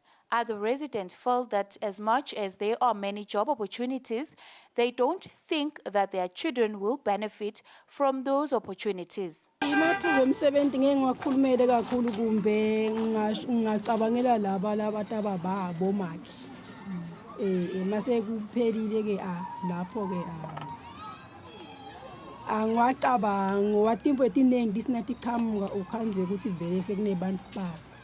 The city of Manzini has shown massive growth, especially in infrastructure development. The Fairview Mall comes after the completion of Ngwane Park Complex. For Eswatini TV News, Sondomlangeni, Themba Shabangu, Manzini.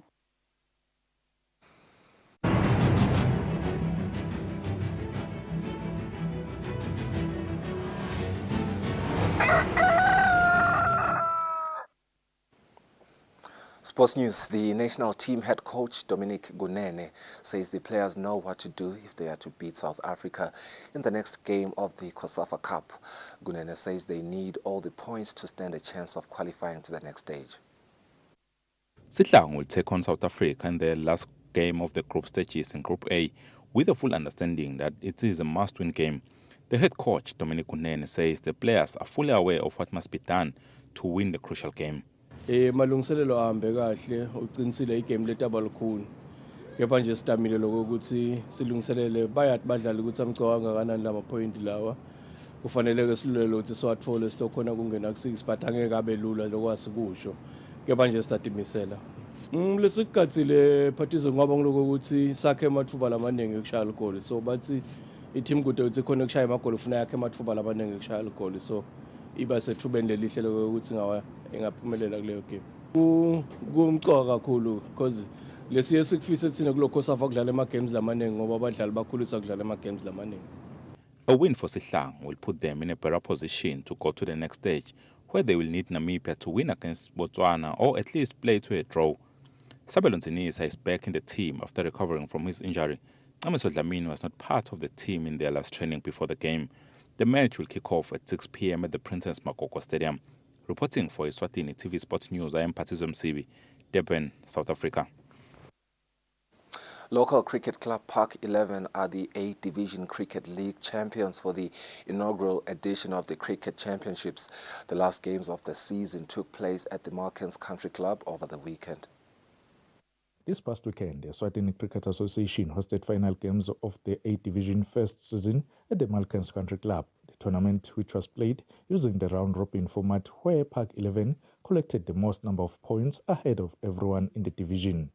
Even though the league is proving to be more competitive, but the association is still struggling to get sponsors for the league. Unfortunately, the Eswatini Cricket Association is a sponsor. Ngiko sihlale sikhala simemeta ukuthi ngosiyami nathi sikhona singumdlalo wecricket siyacela ukuthi abantu basihlangabete ngema sponsorship in the sense yokuthi vele le cricket nawo ngathi uthatha kubuka vele seyiningi kakhulu la kithi thina eMaswati and abantwana beMaswati bayafuna le motivation so nanyalo nje ngithola leli thuba leli ngiyacela vele ukuthi etinkampani leti khona even la kangwane chubeke basibambise Nkosi yami basihlangabethe labo labangasihlangabetha ngakhona ukuze sikhona ukuthuthukisa lo mdlalo wecricket nathi siyi-association lebuke yona lo mdlalo wecricket.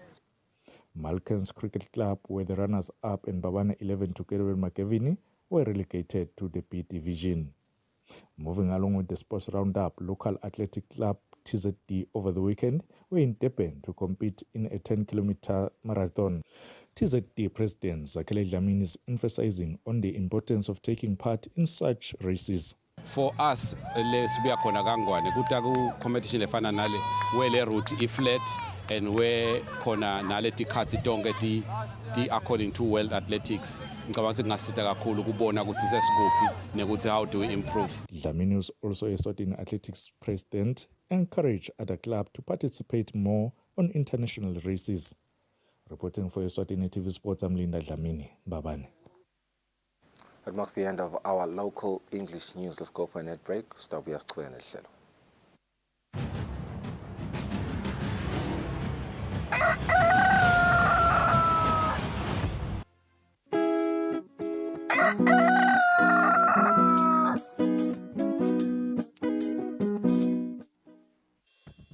We at Eswatini Television Authority are committed to observing the Eswatini Communication Commission's Broadcasting Code of Conduct. Under the code, we are committed to broadcast news that is current, free from hate speech, accurate, balanced, and fair. From politics to business, health, agriculture, courts, and global news, we bring you the latest updates as they happen, when they happen. We cover all the sporting codes from the football pitch to the chessboards. This is Eswatini TV News.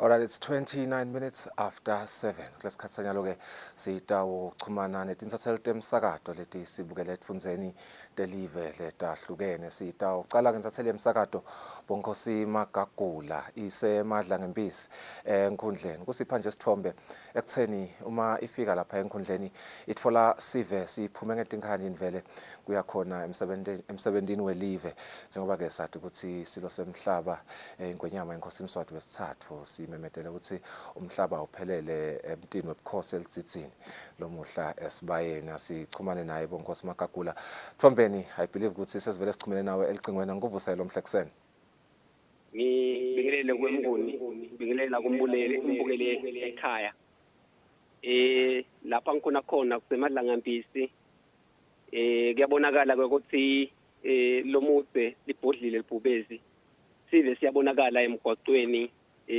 noma ke vele simo selitulo singasiso lesikahle lishubise umkanja liyabanza kakhulu labo lesibabona konje vele bembethe uyabona ukuthi vele emakhata vele kuyabanza kakhulu noma ke kunjalo umnguni kuyabonakala ukuthi sive siya ngekunyelela siyaphuma simela ukuhamba ukuthi manje siyawufika khona esibayeni lapho khona kuyawuphefumula libhubezi libhodle ingwenyama yemhlaba siyabonakala size mnguni siyaphuma siyanyelela siyaphuma silangadelele kuyakhona emsebenzini welive mnguni.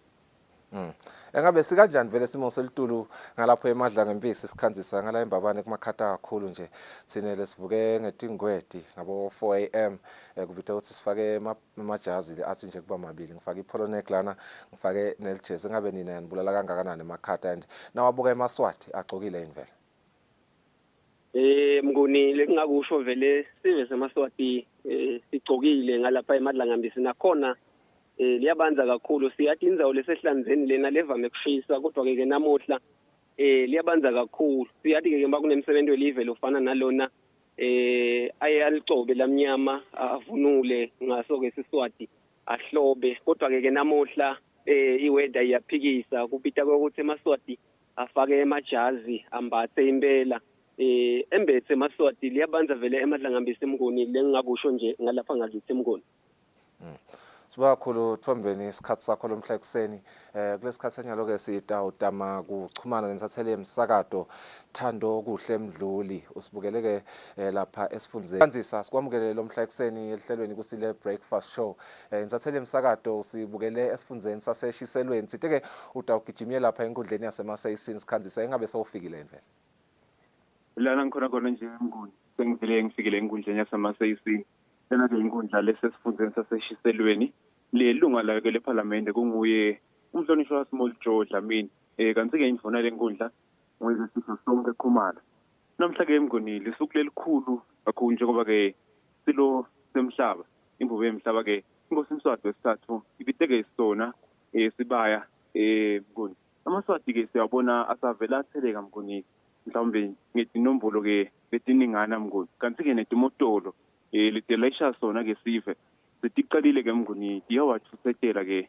eMaswati lokunye nje mnguni mhlawumbe lokuhle lesibonako ukuthi lona ngumsebenzi le mhlawumbe itolo bekuyaye kubukeke ngathi ngumsebenzi bamhla abadala kepha ke kunamhlanje mnguni siyayibona ukuthi nensha nanayo ayikasaleli ngephandle nasikhulumisana nje nayo lenye siyathola ukuthi seyinako ukuconza ukuthi babamhla abasha bangumliba lo emvili waloke live kanti nje mhlawumbe lokunye lokuthokotisa komngoni ukuthi eMaswati ayakhomba ukuthi ayilaleli mhlawumbe imiyalo noma ke texwayiso takhe ngehulumende ukuthi njengoba nje kumakhata namhla uyabona ukuthi agqokile afuthumele kulungela ke lo msebenzi mngoni Makhulu sikhanzisa siyajabula lokho sikekhwalo bakhulumisile ake silalele munye nje walabakhulumisile kuva ukuthi athine emava akhe asakhona esibayeni Hlangane esibayeni shothi isibaya sifana nendlela kagogo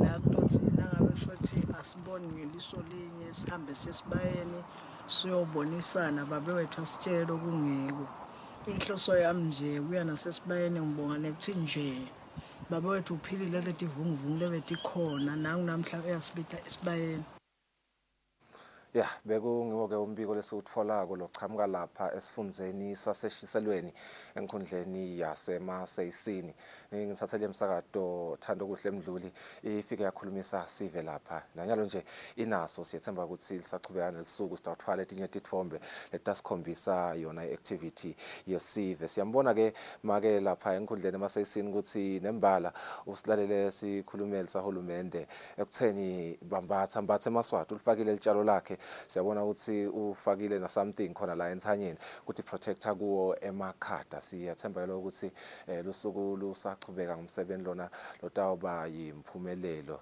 nasemigwaqweni kubebede tingoti asibahlole isekhona sathele emsakato Thando Kuhle Mdluli elicingweni enqe nje sikhanzisa sesikuvalelisa kungaba kuva ukuthi abantu sababona indvele beta ngebuningi babo akungathi sosilahlekele kodwa nje siyathembisa lo ukuthi sitawuchubeka sitfole etinye tithombe sisachubeka naletinye tinhlelo lomuhla lapha estation semsakato Eswatini TV kanti ke sitawuphinde sibe nayo live broadcast nje letawuba khona esibayeni so siyakhuthata ukuthi ngwane lomuhle uchubeke ubukele bomabona ke ukuthi sibukele umsebenzi weliva sibahlole emarket masinyana masibuya lungelele ukhulumisana nebelibandla ledelcat for nemincele yetinkhundla particularly Mbonisi Bhembe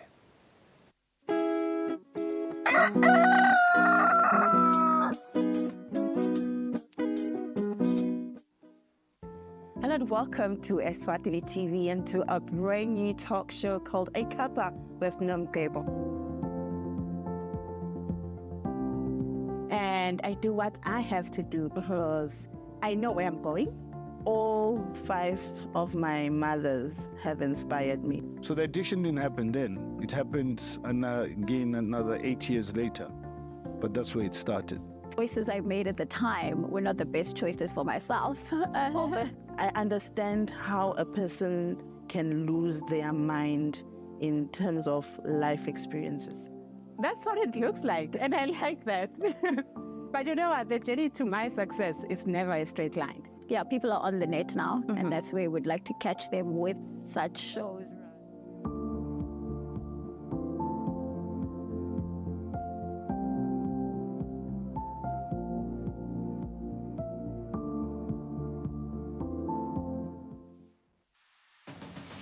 What do you think the best part of traveling is? Is it the food, or is it the conversation, or is it the sights and sound? If you're ready to explore, we are ready to show you the best way how.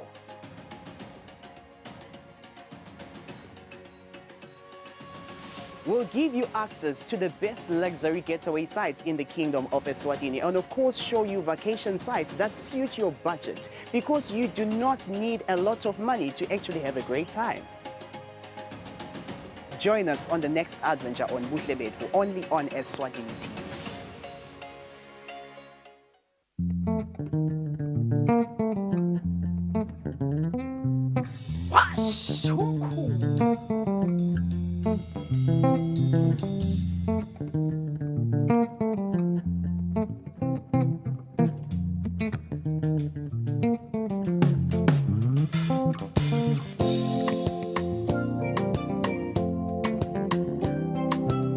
Are they yours? Ngabukela ke washa umkhukhu every Sunday at 3 p.m.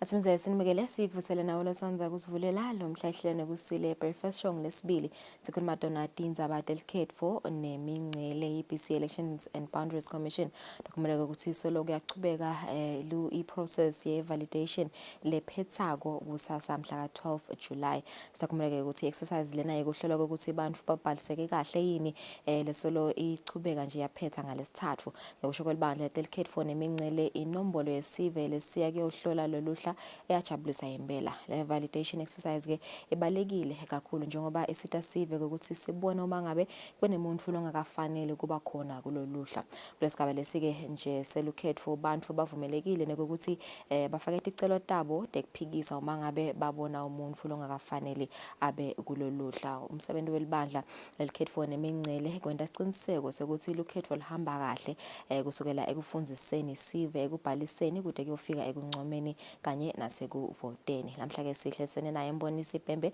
sabe sikhuluma ngayo le validation ukubuka ukuthi ihambe kanjani sive sinetisekile yini nekuva ukuthi kube khona abantu labafake isicelo dekuphikisa bese ke sikhulumana ngesigaba lesilandzelako sigaba sekuncoma i-nomination process asikuvusele babe Pembe namhla ekseni sibonga ukuthi ubuyile futhi lo mhla ihlelweni I think nje kubuka nje yona le validation exercise ukuthi ihambe kanjani sinibonele ni poster kuma social media pages ukuze sive siyeta sitohlola ihambe kanjani nje ama challenges mhlambe noma ke ma concerns la vetwe sive kuhambe kanjani kuvusele emthombeni sivusele nemaswati lamahle emagumbini lamane omhlaba nembala umsebenzi waso sive elikhethweni uyabonakala umgcumo omkhulu kakhulu emaswati aphume ngelisasasa lelingakaze libonwe kulesi sigaba lesilibandla lebeso lolikhathatekile ngaso ukuthi emaswati ungathi akaboni kahle bumgcoka baso kanzi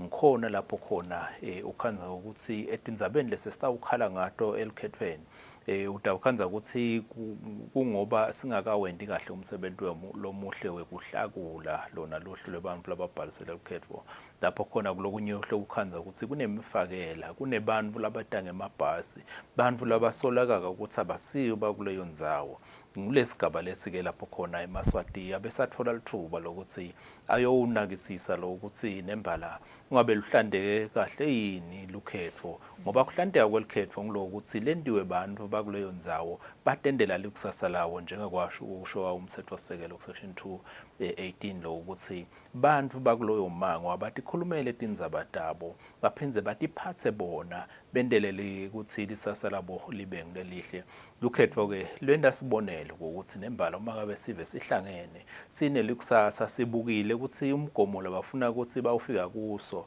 kuwo uthini ngikhona lapho khona sive bese sesiyakhona kuhlala phansi sibukisana nembala nawubuka umsebenzi ube muhle yebo sicale nako kusola ukuthi ungathi kufuna ukuthi ihambela kabi tinhlangano ezitheni kodwa abafana balolukhetho balolubandla lelibuka indzaba telukhetho basukumile benta umsebenzi lomuhle kangangokuthi bafake ne-USSD code lapho khona umuntu ahleli nje ekhaya athatha lucingo lakhe afacade *411#. Okay, lapho khona bese sowutfola khona imininingwane yakhe ukuthi ungabe ubhalisile yini wabhalisela lukhetho ungabe ubhalisele kuphi aphenze futhi athole nemininingwane leminye ukuthi libandla nalisachubeka nadoti indzaba telukhetho siya kuphi yini lekusibhekele ukuthi kutawendeka.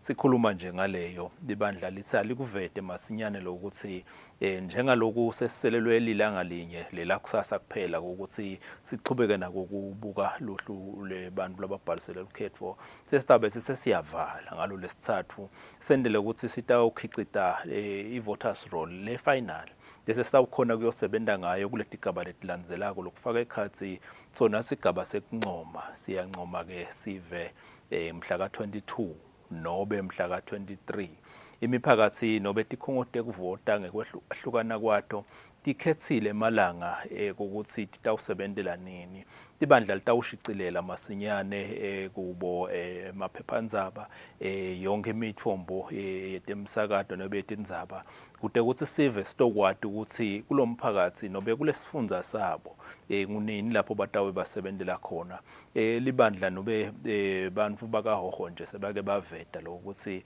ungathi tindzatfu kuphela tikhungo tekuvotela letitawusebenta ngalelisonto lamhla kwa-23 bonke lalabanye batabe basebenta ngalomhla ka-22 lokwenta ukuthi 76 wabo batawungena bayophakamisa emabito bantfu mhla ka-22 bese kuthi 3 bangena baya kulo lelisonto ngoba naku bafishane nje isikhathi sakho kude kahle ngicela ukuthi wala ngoba kusina Fokolwako lolonga lengesheya phaseni inkundla yase madla ngempisi litaba sebenta ngelisonto sina Stwashini la imbabane nayo usebenta ngelisonto bese kuthi ibulembu nayo tawusebenta ngelisonto bonke ke labanye phasa lesifundza sakahoho bona batabe basebenta mhla ka-22 lekwenta ukuthi eMaswati akabe nesikhathi lesenele sisenempela sonto emkhatsini singakayi kuyophakamisa bona labantu akalungise nebacashi babo ukuthi ungabe batabe batawukhona yini kuya khona balungise ngokuhamba ngoba labaningi siyati ukuthi abahlaleli ngasemakhaya basemisebentini njengaloku sifuna ukuthuthukisa live nakuto temnotho. Okay, siselapha kule validation process nje babe Bhembe kusho ukuthi mhlambe kude umumfu leke singathi ubhaliseke lapho bengakamela bhaliseke khona ngoba angikuvuyi iteke indzaba yama objections kube beyideni ama objections lafake ngisosive ngomsebenzi lo saqhubeka lo njengaloku sithi sisenalo langa lalamhla nelala kusasa ukuthi bantu bachubeke nawo lo msebenzi kuvelile labanengi bake nasisacala nje ngalomhla ka-22 June basho ukuthi abatiboni lapho bafanele ukuthi bawovotela khona bawafaka ema-claim forms kwathi nasachubeka sive sakhumbula lokuthi akuyi umuntu kuyodibuka yena kuphela kodwa phinze abuke nalalabanye sibonile nemiphakathi isukuma ibita badla khulu ukuthi babuye batohlakula bababona labanye bantu ukuthi siyabasola laba ngathi abasibo balana base bawagcwalisa form number 6 leli kwi-objection form lekusho ukuthi lona siyamsola ukuthi akasiwa la libandla ke njengaloku sesiva kunemahebede ukuthi kunebamvu labakhokhiwe cha libandla lithi angeke liwende ngebudlapha lo msebenzi liyakhulumisana nabo bonke bamvu labatsinzekako ngenzaba angeke nje sithi bonke lasebakhonjiwe ungathi abasiba kulenzawo abaphumele ngaphandle sitawumsonzelela umuntu sibuke ikakhulu ngoba sihlose ukuthi umuntu uma ngabe sikhanza ukuthi ukhokhwe ngumshini kuya endzaweni lengasiyo simbuyisele kahle kanzi loyo lotawubonakala ukuthi wende ngekuganga wasinika imininingwane lengasiyo pheceleti false information yena ke bese soyobhekana nemithetho lapho khona inhlawulo iveta ukuthi umthetho uthi umuntu lotholakala anelicala lekuthi usinike imininingwane lengasiyo kungenteka advance iminyaka lemibili ejele nobe yakhokha inhlawulo lengu-20,000 emalangeni nobe yakuthole kokubili ngetulu kwaloko bese uyakhokhwa kulolu hlu lwabantu lababhalisele ukuthi bavote iminyaka lesihlanu lekusho ukuthi uma ngabe ukhona lo tawudliwa ngilelo cala lelo sesiyawuze simbone ngeminyaka wa-2033 ngoba lukhetho lolu lwa-2028 itabe ingakapheli iminyaka lesihlanu bese ukuthi ke sesiyawubonana ngale ngesheya siyacela eMaswati ukuthi uma ngabe wake walingeka waganga wamekiswa la ungakafanele kuya khona ungasita ngokuthi kusume wena uhambe uyolungisa ukuthi awu sengicela kubuyela ekhaya libandla litawubona lokuthi cha ukukhona lokuhle lokwendile bese liya ukucolela nobe sebakuhlabile laba ngesheya sifise ukuthi sibe nelukhetho loluhlandekile nemave onke abukile futhi ukuthi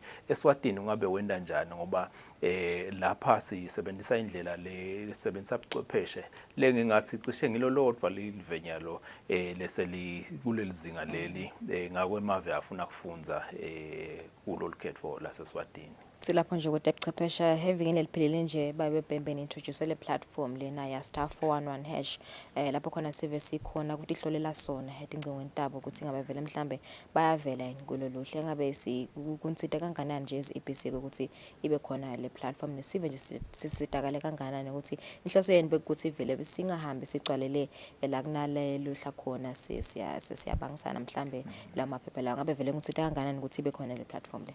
Isebenze kakhulu ikakhulu lapho khona umuntu atawuthi nakafacada atikhanza ukuthi akabhaliseki kahle libito lakhe aliveli kahle libandla ke libese liyakhona lokuthi limlungisise umuntu asengalengesheya kanti siphindze sabona ukuthi bantu nobe banawo lo mshini wekufacada basebenzisa lo *411#. Okay, bayaqhubeka futhi babuyele baye kuto eletikhungote kuvotela ikakhulu sebawenda sicinisekiso ukuthi nembala bakuyo yini le voters roll ngoba lokho kumcoka kakhulu lokuthi uphinze uyobuka lokuthi vele ukhona yini kule voters roll.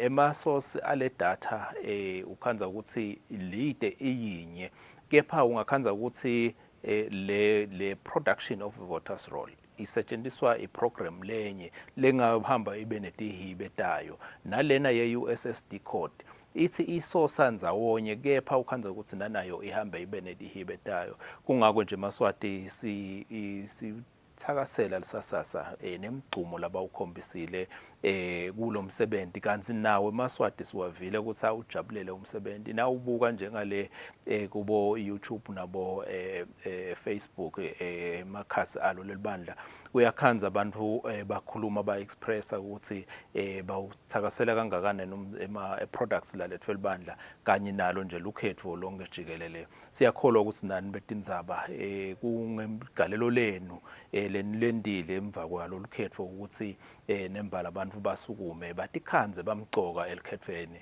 ngoba vele lolukhetho lwabo futhi liyawendiwa ngibo ukuthi libe ngiloluhlandekile. Sesicubekele esigabeni lesilandzelako babebhembe nomination process njengoba sovedele nje ukuthi mhla ka-22 namhla ka-23 July yini lesingayilinza nje kulelanga leli yini lebhekekile nje I think umthetho uyavedela ukuthi kumele kunominatwe 2 ebamvu umthetho uthi sive singaphakamisa amabito ebamvu kusukela kulabathathu kuya ebantwini laba ngamashumi lamabili 3 kuya ku20 lapho khona njengaloku emalanga sesiwavile ukuthi ngumgcibelo nobe lisondvo futhi libandla lisatha uphinze lishicilele ukuthi ngesikhungo sekuvota nobe ngemphakathi wentiwanini lo msebenzi sive setawusukuma libandla lifise kubona a competitive election lapho khona bantu etinhlangothini tonke letehlukahlukene telive titawuthuma abantu balo belitawuphakamisa abantu lelibathembako ukuthi batawukhona kuwenda competent individuals lapho khona sithi kulabasha lilithuba labo leli ukuthi basinike labo bantu laba bathembako ukuthi batawugucula umnotho welive batawugucula intuthuko yelive kude ukuthi ibe ngilenhle nalabakhubatekile nabo bangasaleli ngemuva bakhokhe bantu labangibo labadika ukuthi le live lonke jikelele lengasitakala nangabe liphakamise bona bomake nabo kanjalo bangasalele emuva bobabeke bayatiwa isikhathi lesiningi kuyakutholakala ungathi kuphumelela bona njengaloku ubona nemphumela yele parliament ukuthi kugcwele bobabe kakhulu khona eParliament kepha lomnyaka kungenteka ukhanze ukuthi sekukhona lokuhle sithi akucala ukubona la kulesigaba sekuncoma lapho khona sikhutsata khona ukuthi bonke bantu abasukume bawufaka ligalelo bawubancoma abantu laba bakholwako laba basebenzisile babavivinya ngemisebenzi lekhona ngemango basho ukuthi awu nembala nasingakunika ke magunya ukuthi uye enkundleni kukhona lokuningi lesingakuthola kuwe sithuthuke indzabeni tekulima indzabeni tempilo indzabeni temfundo nakuto tonke nje tindzaba letisitsinzako emangweni kude impilo yethu ibe ngilengcono. Yeah. Kepha ketfa bucopho indfuna yenkhundla kuze kufika ku ilungeni le parliament MP. Kunjalo ngitoto tintsathu letigaba letitawube tiphakanyiswa kule mbalasonto yamhla ka 2022 nobe 23 kungako nje Maswati sithi akalithathe ayimake ikhalenda yabo kulamalanga lawa amcoka kakhulu empilweni yelive lewo eMaswati lapho khona sitawube sibuka ukuthi likusasa lethu ku 23 kuyoze siyofika ku 28 sitabe selibhekisa kuphi singeMaswati. Okay. Kwegcina nje babembe ngabe isikhathi sekufika kuba ngibani noma mhlawumbe tawushiyana ngaleyo ndzawo tawushiyana ngaleyo nkundla noma mphakathi.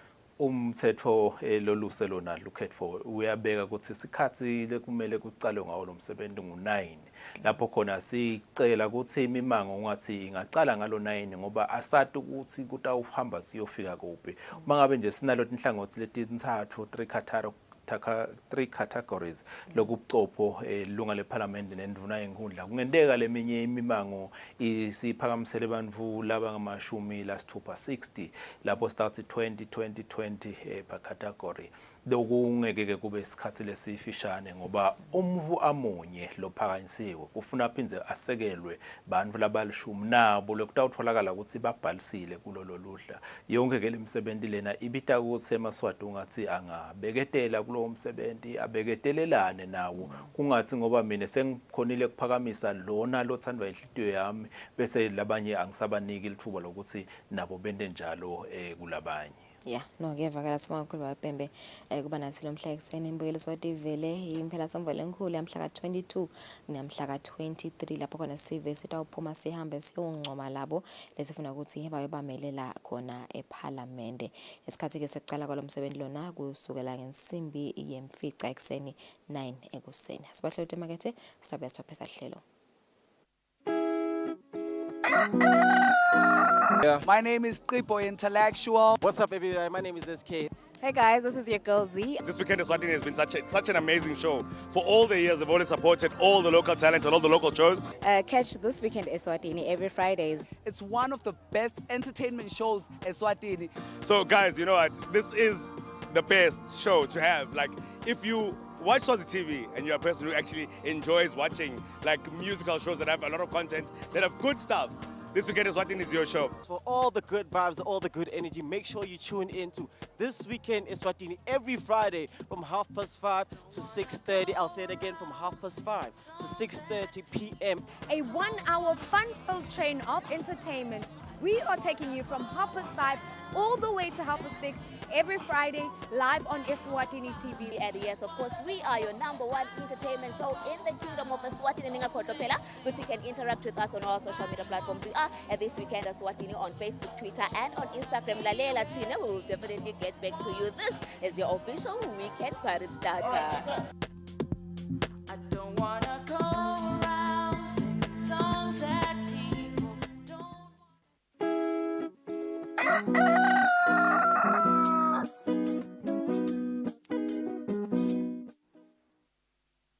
Just a minute before 8 lomuhla ekseni sifike maphethelwe nelihlelo kukhumbuta nje sive ukuthi sigcokele nange makhata la khona suku lomuhla licale ku 4 degrees Celsius thineke vele simpholile lo 4 degrees Celsius siyathemba ukuthi lisachubeka the temperatures atawukhula in a way that nalabo laba phume ngebuningi babo bayakhona emsebenzini olive lo lapha emntini of course elitsitsini eswatini but awubangla bafuthumele siyabonga kakhulu ukuthi lihleli nathi elihlelweni from us sithi ke asinibona kusasa nisale kahle.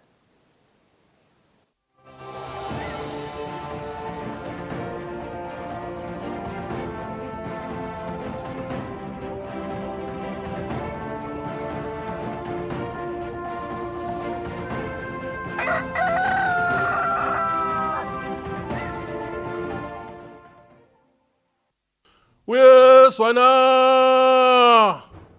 lalela athi nizaba leliphuma enkosini. Uyezwana utho kaNdaba ingwenyama mswati wesithathu. Umhlaba awuphelele esibayeni eludzitsini. Mhla tingu-11 kuJulayi 2023 wonke amagumbamane omhlaba baphelele ngesikhathi sa-10 ekuseni bewonke umuntu asahleli phasi sekuphelele wonke umuntu. Usho njalo ke Mswati omnyama kulabalithulu unodungandaba sembelelweni unedungandaba semampondweni. Usho njalo kumvemvu wakithi waselusaseni longahlali phasi wesabatha imvula. Bayethe wena waphakathi wena ongangezintaba